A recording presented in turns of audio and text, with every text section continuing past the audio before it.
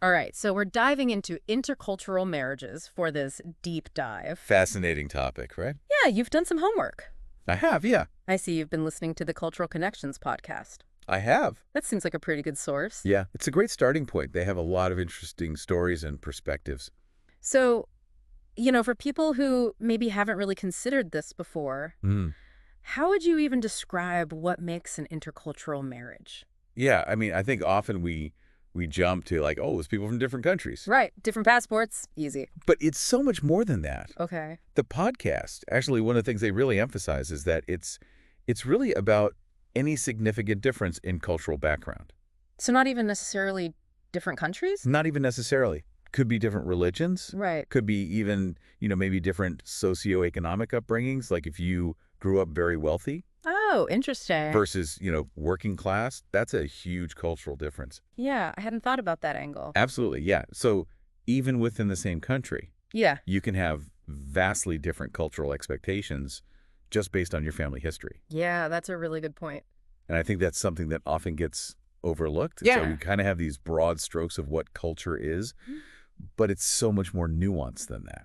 Absolutely. And I think that's what makes this topic really fascinating. So then how do you navigate that? Because I can imagine that even just like if you're talking about like expressing affection, Oh, absolutely. right, like that looks really different across cultures. So is that one of those things where it's like Yeah. you just have to like one person sacrifices and does it the other person's way? Or how do you even approach that? Yeah, that's a great question. And I think one of the things the podcast does a really good job of dispelling is this myth of sacrifice, right? Right. That it's not about one person abandoning who they are to make it work. It's about, how do you honor both of your heritages?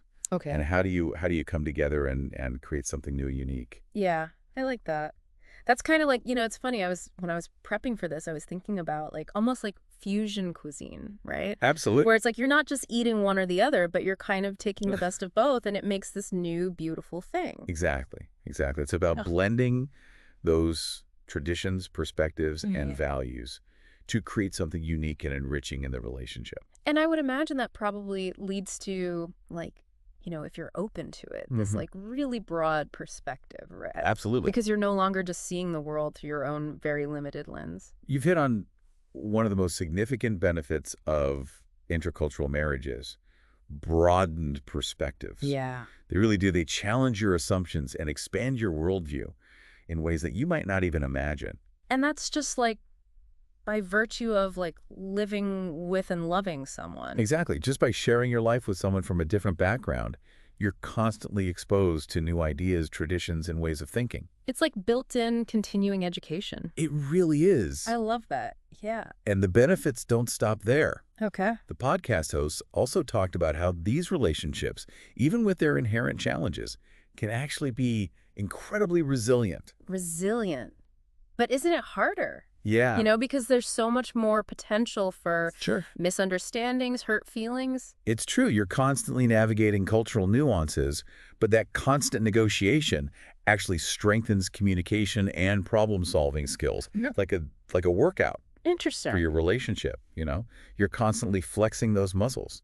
I like that analogy. You're learning to navigate differences, compromise, and communicate more effectively. So like a relationship boot camp, kind of. Yeah, You exactly. come out stronger. You come out stronger. But the podcast didn't shy away from the challenges, did they? Oh, no, they didn't. They dove right into the thick of it. Yeah. And one thing that they highlighted, which I think is so important, is family expectations. Right. Because it's not just the two people getting married. Exactly. You're bringing together entire families, entire histories, and those expectations can really clash. Yeah, like imagine, I don't know.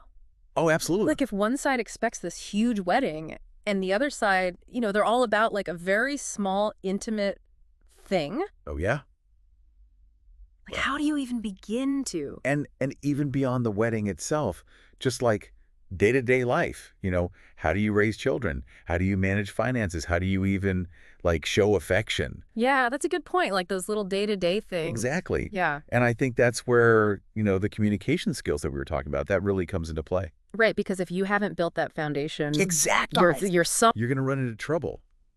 Because you have to be able to have those difficult conversations and set those boundaries. Yeah, and do it in a way that's Effortfully. respectful, right? Because you can't. Right. You can't just say, well, my culture does it this way, so too bad. Right, exactly. You have Exactly. to be able to find that balance. So it's like, I guess, it's not about like erasing your culture. It's just about No, just like absolutely. figuring out like how do those things, How do they coexist? yeah, coexist. Exactly. And how do you create something that honors both? Maybe you have a smaller wedding ceremony, but it incorporates traditions from both cultures. Oh, that's kind of cool. Yeah. Yeah. So you're still respecting those family expectations, but you're also creating something new and unique that represents you as a couple. I like that. Yeah, because then it becomes this like really special blend Exactly. instead of like just one or the other. Right. It's not about assimilation. It's about integration. Right, exactly. Yeah, that's a good point. And I think that's something that the podcast really, really drives home, is that this is about creating something new and beautiful Yeah, I like that. and celebrating those differences. But like even with the best of intentions, like you're going to have communication breakdowns, right? Oh, absolutely. And we're not even just talking about language barriers here. Right. Like, even if you both speak the same language fluently, there are cultural nuances to communication that can trip you up. Oh, totally. The podcast actually gave a really interesting example of this. Imagine a couple, right, where one person comes from a culture that's very direct, like you say what you mean, no sugarcoating. And the other person comes from a culture where it's all about indirect communication. Like reading between the lines, saving face. Oh, I can see how that would be a disaster. Right. Like what might seem like a simple observation to one person Right. could be perceived as a harsh criticism by the other. Totally. And then you've got hurt feelings, resentment building up, and you don't even know why. Yeah, that's a good point because it's like you're not even doing it on purpose. Exactly. But it's just like those subtle It's cute. cues that you don't even realize. And that's why, the podcast hosts really stress the importance of understanding these different communication styles and learning to interpret your partner's words through their cultural lens. Yeah, that's huge because it's like you have to be so Aware. yeah, not just of what you're saying, but like how it might be perceived. Absolutely. It's not just about what you say, it's about how you say it and how it's likely to be heard. Yeah, and that takes so much work though, It does. I mean, it makes you wonder, like, are you, in trying so hard to, like, understand the other person, are you losing yourself? That's such an insightful question. And it gets to the heart of another challenge the podcast highlighted, which is this danger of identity suppression, Right. where, in an effort to avoid conflict or to please their partner, one person might start suppressing their own cultural identity, often unconsciously. Right. And it's like you love this person, so you don't want to rock the boat. Exactly. But then you end up feeling, like, resentful. Yeah, you end up feeling like you can't be your true self. Yeah. And that's why it's so crucial for both partners to feel seen, heard, and valued for their unique cultural identities. Right. It's not about erasing differences. It's about celebrating them as strengths that enrich the relationship. So you're saying it's about striking that balance, right? Like holding on to who you are Absolutely. while also being open to like this whole other way of seeing the world. Exactly. It's about finding that sweet spot where both partners feel like they can be themselves fully without feeling like they have to sacrifice their own identity. Okay, so how do you do that? Because that sounds like, that's a tightrope to walk. It is. It is. And it takes conscious effort, right? Yeah. It's not something that just happens automatically. Right. But I think one of the things the podcast really emphasized is this idea of approaching the relationship with a sense of curiosity. Like you're exploring a new culture, you're learning about your partner's traditions and values, and you're doing it together. Yeah, because you don't know everything on day one. Exactly. And you probably never will, right? Like there's always going to be something new to discover. Absolutely. And that's part of the beauty of it, right? It keeps things interesting. Yeah. Yeah, I like that. It's like built-in adventure. Exactly. But it's also important to remember that you're not alone in this journey, right? Okay. There are other couples who are going through the same thing, and there are resources available to help you navigate the challenges. Yeah, like what kind of resources? Well, the podcast talked about a few things, like joining intercultural couples groups, Oh, interesting. so you can connect with other couples who understand what you're going through. Yeah, because sometimes you just need to know that you're not crazy. Exactly. Like other people have been there, they've felt those same frustrations, they've had those same misunderstandings, and they've come out stronger on the other side. Yeah, that's a good point because it's easy to feel very isolated, I imagine, if you're, Absolutely. especially if you're the only person in your like friend group or family who's in this kind of relationship. Exactly. You might feel like you're the only one who's dealing with these specific challenges, but the reality is that there are countless others who are going through the same thing. Yeah, and there's probably a lot to be learned from that, like just hearing other people's stories and how they've. Absolutely. And that's one of the things the podcast does really well is they share a lot of real life stories. Oh, perfect. Do you remember any that really stood out? Oh yeah, there was one about a couple.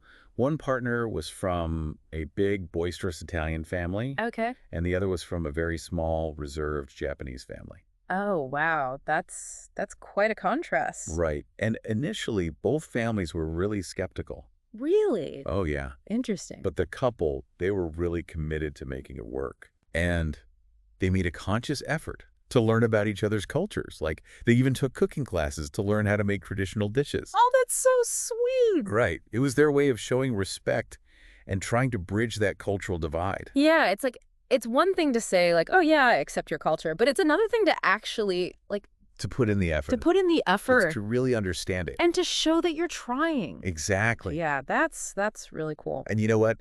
Their families, they really responded to that. They did. Yeah, they saw that the couple was serious about honoring both of their heritages. Okay. And eventually they all came together and embraced each other's cultures. Oh, that's a happy ending. It really is. Yeah. And now they have these big, chaotic family gatherings with pasta and sushi on the same table. I love that. Like that just sounds amazing. It does. Yeah, it's like it really speaks to that idea of like when we were talking about fusion cuisine earlier. It's like Right. you can have both and it's not. You don't have to choose. Yeah, you don't have to choose. And in fact, it's probably more interesting if you don't. Absolutely. And I think that's a beautiful metaphor for intercultural marriages in general, Yeah. right? It's about creating something new and beautiful by blending those different flavors and traditions. Yeah. I love that. Yeah. Yeah, and it's not always easy. No, it's not. But the rewards, I mean, just from hearing you talk about it, Right. it seems like it's so worth it.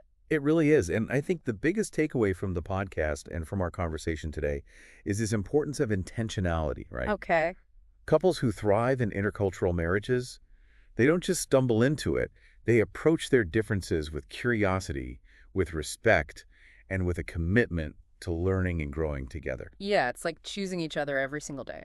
every single day. That's beautiful. I love that. It's a beautiful thing. And, you know, for anyone listening who's intrigued by this idea of cultural fusion and how it plays out in everyday life, I highly recommend checking out some resources on nonverbal communication across cultures. Oh, interesting. Like what we were talking about before with the Exactly. like subtle cues and stuff. The body language, the gestures, all of that, it varies so much from culture to culture. Fascinating. Yeah, I'm going to have to look into that. You should. It's fascinating stuff. So it sounds like, the bottom line is if you're thinking about taking the plunge into this world of intercultural relationships, Mhm. go for it, be open to it, but just go into it with your eyes wide open. Absolutely. Be prepared for the challenges, but also be excited about the rewards. Yeah, because it sounds like there are many. There are many. Well, this has been fascinating. Thank you so much for taking us on this deep dive with you. Oh, it's been my pleasure. I'm so glad we could chat about this today. Me too. And to everyone listening, thank you for joining us on this journey into the fascinating world of intercultural marriage. And we'll see you next time for another deep dive.